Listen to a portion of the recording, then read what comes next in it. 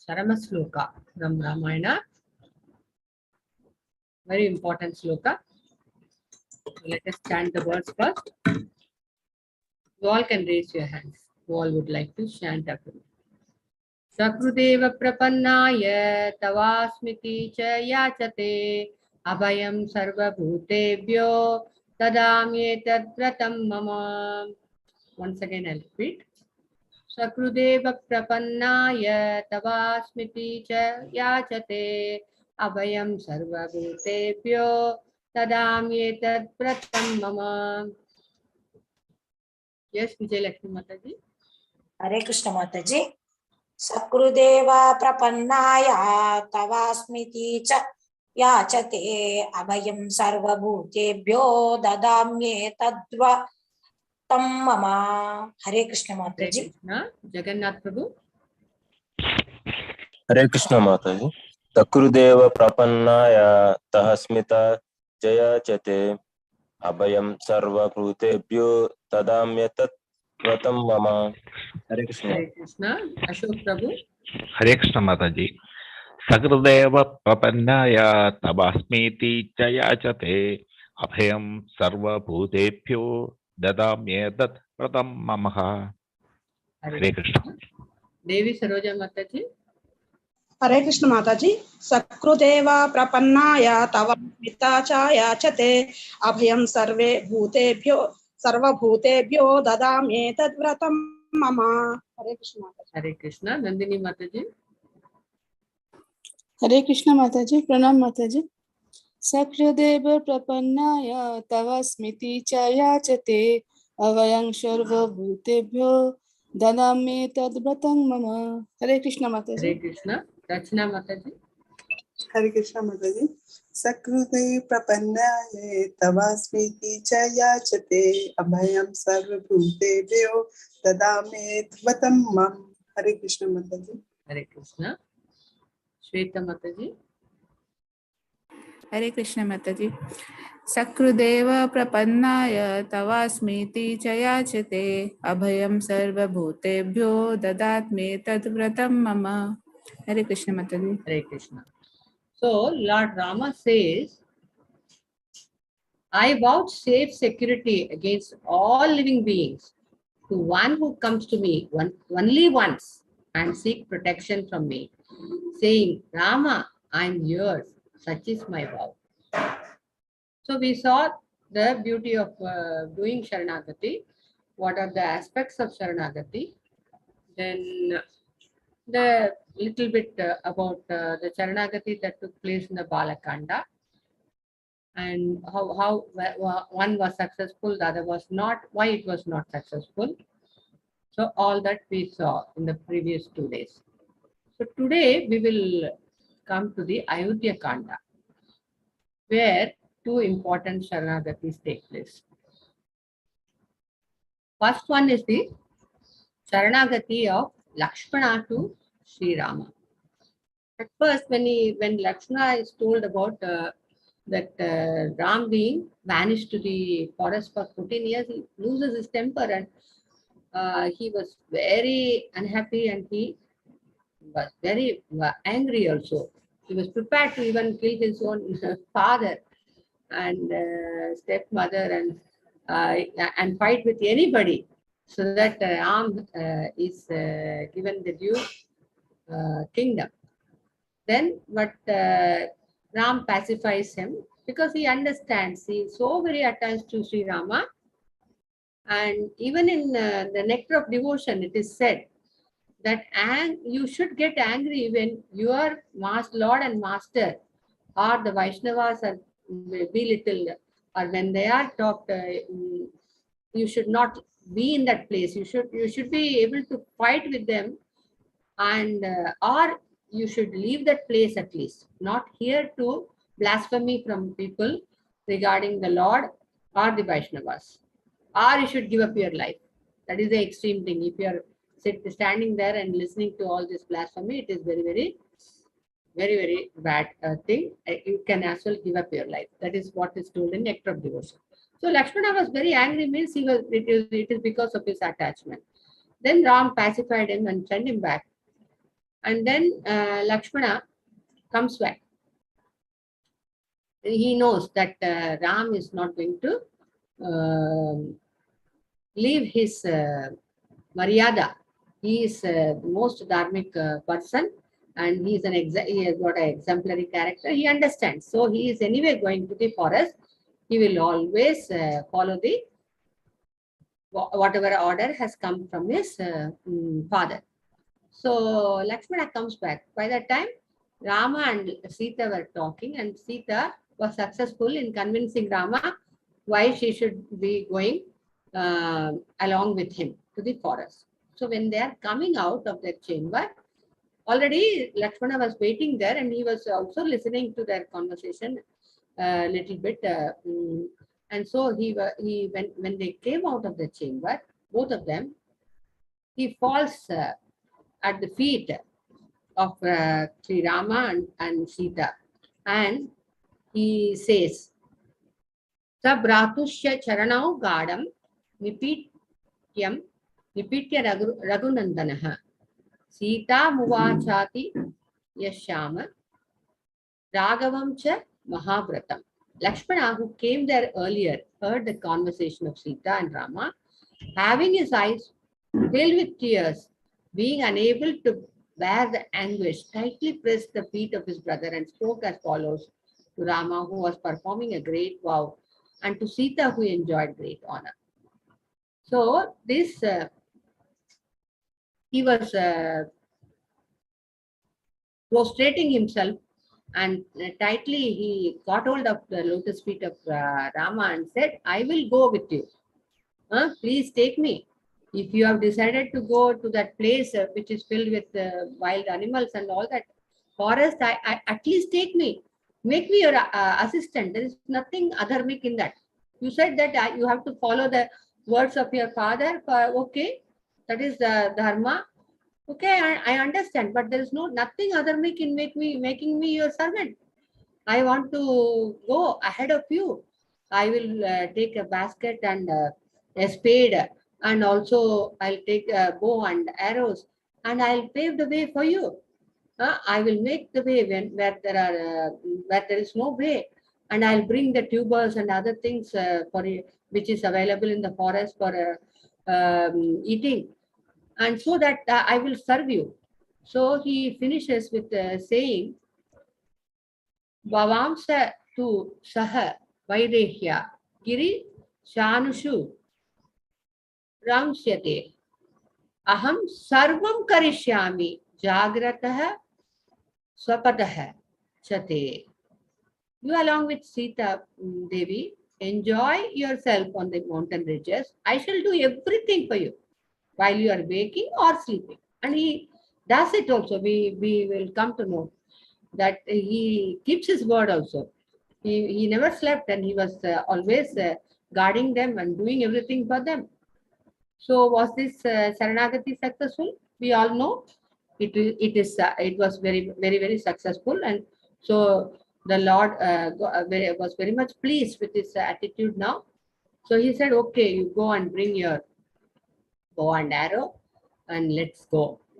So this Saranagati of Lakshmana is called by the Acharyas as Purna Saranagati. Why? Purna Saranagati, because Sita Mataji was there, and he was prostrating himself, definitely catching hold of Rama's lotus feet, but he was falling at their feet, both of them together. And that is the beauty of this Saranagati. Wherever the mother is there, she always is more kind, and when her merciful glance falls upon a devotee, then the devotee has got nothing to worry. So that is how this Saranagati was very much successful. They say whenever Sita Devi is there, you will know that in our days at least, the scenario in the house was like that. That father will be strict, and he will be having his own problems, having a large family and all that.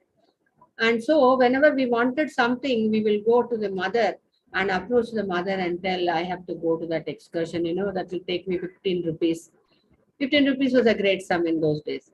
And 5 rupees for extra for, say, for pocket money or something like that to spend. So 20 rupees was a great thing in their budget. So then we will not approach the father directly, but we'll go to the mother, and the mother will somehow convince him that this excursion can be allowed. So that is the way it went. So same thing in with the devotees also. When we are approaching the energy of the Lord, when we call out to the internal energy of the Lord, oh Sita Devi, oh Radharani, please engage me in the Lord's service. Even though we are not qualified, even though we have got so many faults, if they cast their merciful glance upon us, then our devotion will be successful. So that is why the Lord is always shown devotion, or Lord is always worshipped along with this internal potency. Either it is Srimati Radharani in the case of Krishna, or Sita Devi, or Lakshmi Devi in the case of Vishnu and Lakshmi Narayana and Lakshmi Narayana, things like that. So because the glance of the mother is very, very helpful in putting up our case. In we riddled with all our faults may have success if we get the mercy of Srimati Radharani or Sita Devi. So now in the Ayodhya Kanda, another Saranagati also takes place. That is the Saranagati of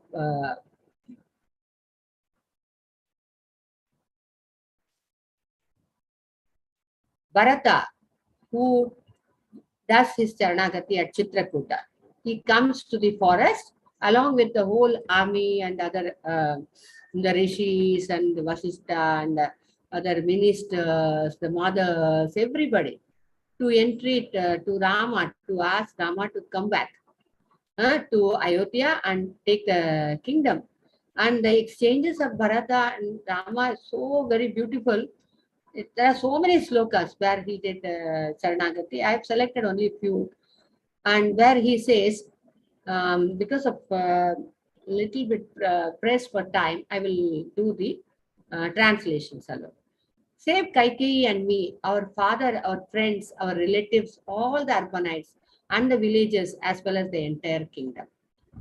So he tells Rama, we cannot live with you without you. You please come back. Okay, the kingdom was given to me, but I'm giving it back to you. Now you are the elder son. You have to come. That is only the dharma. Then by having seeing their loving exchanges and how Rama will try to make him understand that he cannot go back on his word, or he cannot go against the wishes of their fathers. So that is utmost importance.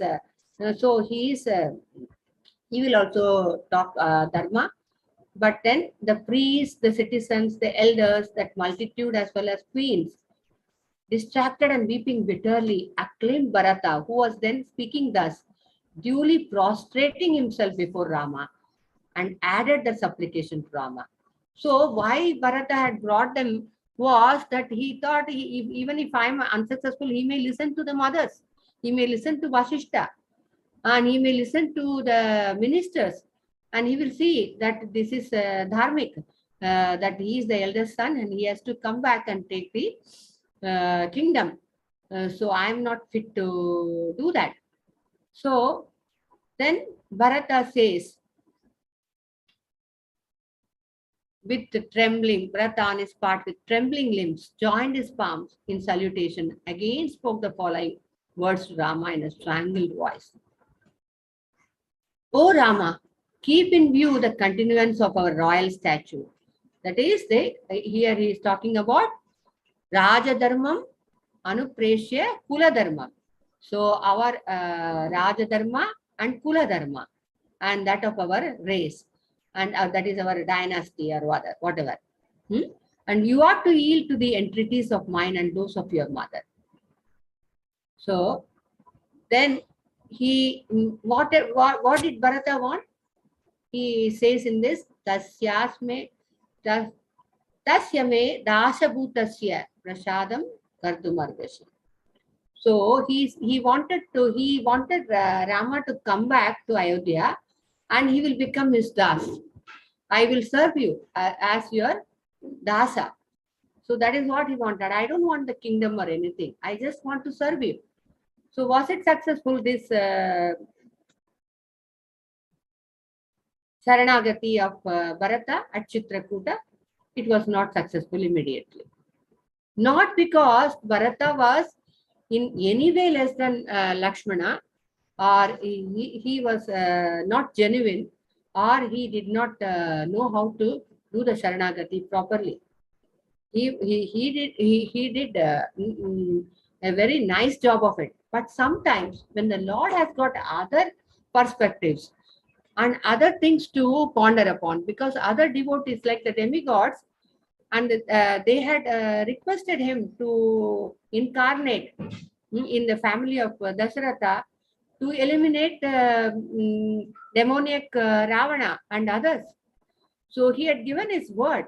So Sri Ramachandra, even though he was touched by Bharata and his entreaties, it was very touching part of Ramayana. If you read the verses, you will also understand the noble portion of Bharata.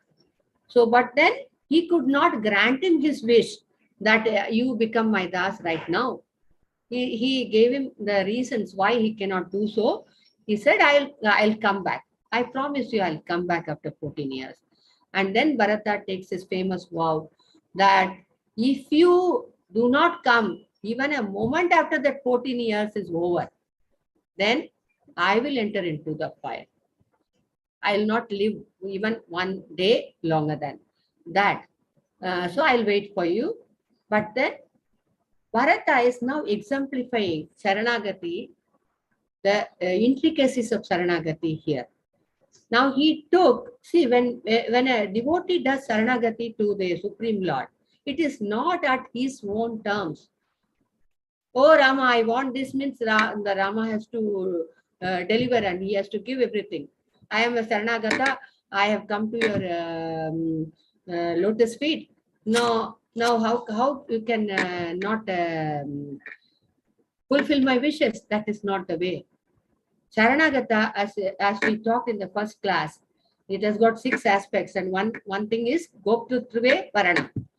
In that Goptrutve Varanam, we discussed that it is accepting, it is doing our duties and accepting whatever the Lord gives as a result. Whatever he decides, you are giving him the right to take over your life, and whatever he feels as good for us at that particular time, he will give us. It is not that he did not love Bharata or he did not want to accede to his wishes, but he had other priorities. He had to fulfill his father's wishes. He has to fulfill the wishes of the demigods and eliminate so many demoniac people. So then the Bharata's Saranagati took time to mature. It took 14 years for him to achieve what he wanted. But then he also exemplified that Goptrutve Varanam. And he said, okay, Rama, give me the impression of your feet on these golden sandals, so that I'm going to coronate these sandals, and I will do the job on behalf of your sandals. So he coronated, and so that is the way that the devotee's attitude should be. So Bharata exemplified that he did not get what he wanted, but he wanted to follow Rama's will, and that should be the idea of the Saranagata. Not that I want this right now. That is not Saranagati. Saranagati means subjecting ourselves to the will of the Lord and taking whatever comes our way as the mercy of the Lord.